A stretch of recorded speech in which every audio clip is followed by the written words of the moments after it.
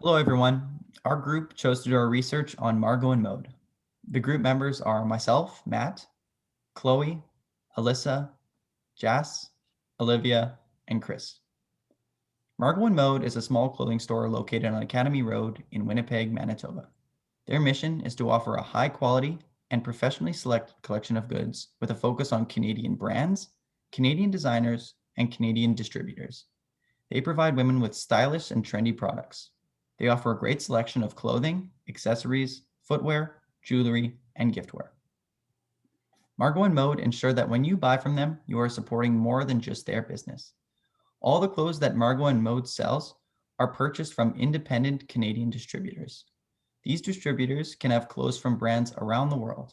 However, Margot and Maude try to prioritize buying from Canadian brands and emphasize which brands are made in Canada on their website. This ensures that when you purchase a product from Margot and Maude, you support at least 2 Canadian businesses and potentially 3 if the brand is made in Canada.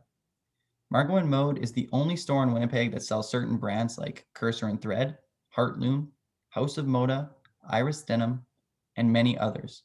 This ensures that women who buy clothing and accessories from these brands are getting an exclusive and unique item that no one else will have access to at any other clothing store in Winnipeg. The inspiration for the company name came from 2 famous pugs owned by Italian fashion designer named Valentino. Valentino owned 6 pugs named Molly, Monty, Milton, Maggie, and finally the 2 sisters, Margot and Maude. Next up is Chloe with our site visit summary. As Matt introduced previously, Margot and Maude is located on Academy Road, a street in the heart of Winnipeg known best for its small, local shops. This location is very advantageous for Margot and Maude, as the foot traffic is increased from the close proximity to other retail stores, as well as cafes and popular restaurants in the area. This makes up for the high renting costs incurred from having a store in such a highly sought after location. Although we did the site visit over Zoom, we were still able to get a virtual tour. So when you enter the store, the first thing you see is a display table that was styled to greet the customers in an aesthetically pleasing way, as well as to showcase some pieces of their clothing collection that are to be seen later on throughout the store. The flow of the store went in a U shape and guided customers through the racks of clothing and back to the cash register near the door. Right beside the cash register was where they had a full wall of locally sourced goods and gifts, which is something that Margot and Maude is most well known for and is very proud of. The location of the wall is strategically placed based on customer behavior. Studies show that customers will impulse buy right before they are about to pay, which is why you see smaller goods near cash registers in almost all retail stores, regardless of size. This wall also highlights other local vendors and is great for people looking to support 2 local businesses in one purchase. The owner, Kelsey, has been the backbone of the small business for 5 years. She was gracious enough to sit with us to explain the hurdles she has had to overcome, including the way she has pivoted to deal with COVID-19 as of late. She also gave insight into how she maintains a close relationship with her suppliers, which can be the difference between making sales or not.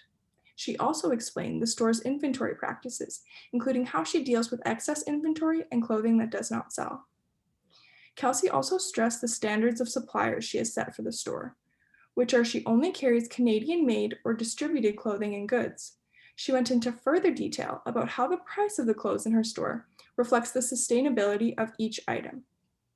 With the climate crisis being more prevalent than ever, and pressure often falling on fast fashion and the retail industry, she emphasized how her standards create a high quality, therefore high price point, but are contributing to the slow fashion movement and create positive externalities for all buyers and suppliers involved in the process. I'm going to pass it on to Alyssa and Jas for the things we observed. Super, thanks, Chloe. So Margot and Maude is run by an experienced owner who expresses her knowledge in very visible ways. At the Academy Road retailer, products are arranged in such a way that group similar products together so that the buyer can get a better visual and greater inspiration on how to style the clothes together. Additionally, products are displayed to show colors that are in style and that go well together. Products are organized in a way that is appealing for the customer and also in a way that customers are not sure about fashionable combinations have a vast array of visual options. Furthermore, one can observe that the products in store are fast moving. People want to find new products when they go into store. If the same products are on the shelves and racks for many weeks or months, people will not be attracted. Kelsey realizes this and says she only orders a limited amount of products in order to eliminate as many extras as they can while not running short. This also increases desirability of customers who are looking to wear unique clothes not available at the malls. The high quality of clothing seen throughout the store and website shows that Margot and Maude follows a differentiation strategy. Kelsey chose to have her products differ from her competitors with something other than pricing. That is why she chose the differentiator strategy, which promotes quality and uniqueness of clothing above competitive pricing. It's easier to stand out from competitors with quality than it is with pricing, because when price is a differentiating factor, any company can lower their price at any given time. In contrast, it takes more time and effort for competitors to improve their product quality. Additionally, in order to compete as a low-cost leader, clothing companies may support third-world countries who pay workers an unfair wage in unethical work environments. Although that is not typically done directly by a reputable company, it's usually subcontracted. This is something Kelsey does not support. She values ethically made products that are unique in quality. Although in-store shopping has been suspended due to the current restrictions in Winnipeg, Margot and Maude has adapted quickly. We observed that Margot and Maude was able to efficiently create a website for the buyers to have a similar to in-store experience while ensuring the safety of employees and customers. Kelsey promotes her company by adding different products on her website daily to encourage customers to visit and find new apparel frequently. Each product has a picture to show how it looked worn on. Another observation was that Margot and Maude had many different brand name clothing displayed throughout their store. The owners explained to us that this material was purchased in wholesale quantities to achieve economies of scale. Margot and Maude has a trusting relationship with suppliers and different brands. This is important because brands will only sell their product to dealers they can trust to keep the consistently high standards. The way the store is laid out places all clothes distributed by the same brand in the same location. The purpose of this is to have all the same brand products in the same place so customers don't have to search for the specific name they might want. This was also a good way to ensure enough quantities of all products were displayed. When there aren't sufficient amounts of products available, more products are brought from the back of the store. In order to win the local market, Kelsey stated that she chooses brands that are not being retailed by anyone else nearby. The consistent long-term relationship with suppliers also helps to ensure that no local competitors come up. Additionally, Kelsey explained to us during our online site visit that they do not have their sales employees on commission, as they feel it does not fit within their company's environment. They realize it does not feel good being sold by someone making a commission. This was important to us as the majority of stores selling branded clothes will want to sell as many clothes as possible, even if this meant pressuring the buyer. This may lead to customers buying at the time, but deciding to return after thinking about it, resulting in unnecessary transactions. This could also lead to a negative perception for Margot and Maude and the brands they sell, which could further damage supplier relationship with Margot and Maude.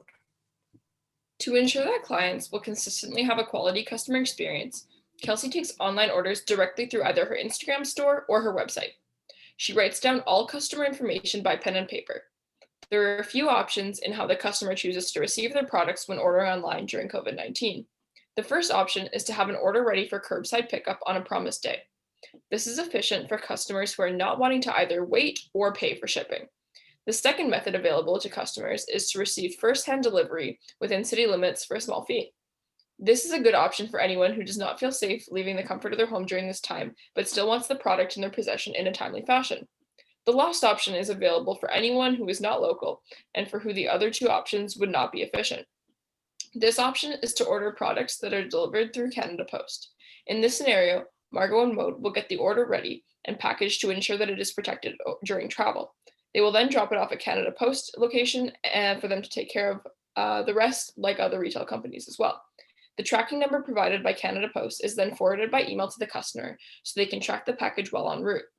By offering shipping through an external provider, Margot and Maude ensures needs are met for any kind of customer to get their products. Now I'll pass it back to Matt, who's going to show us a process flow diagram for the company.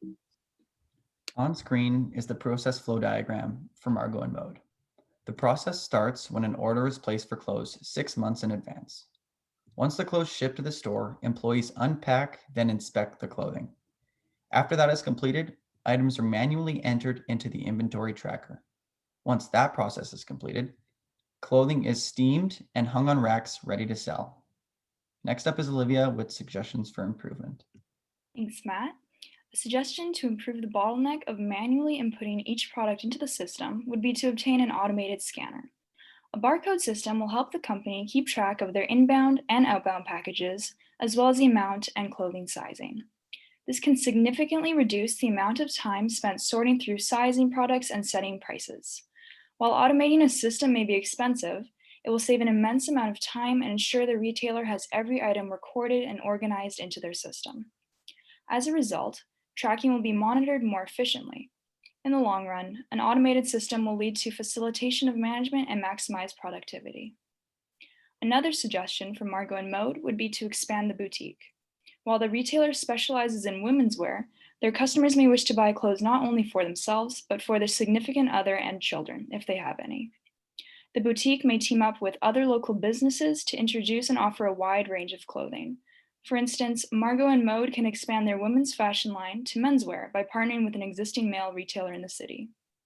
The main advantage of this strategy is the fact that the former boutique will possess the assets, connections, and relationships with menswear brands, as well as the resources required to win over the target market.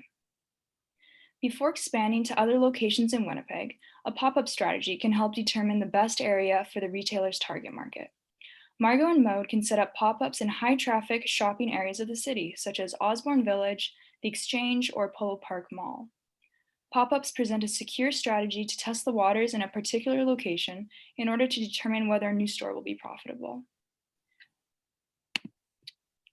They will also present a great opportunity to increase brand awareness in the industry. Another suggestion to help expand the boutique is to grow product and service offerings. Adding specific clothing lines to the store's catalog could help grow the business and clothing variety, along with attracting new customers.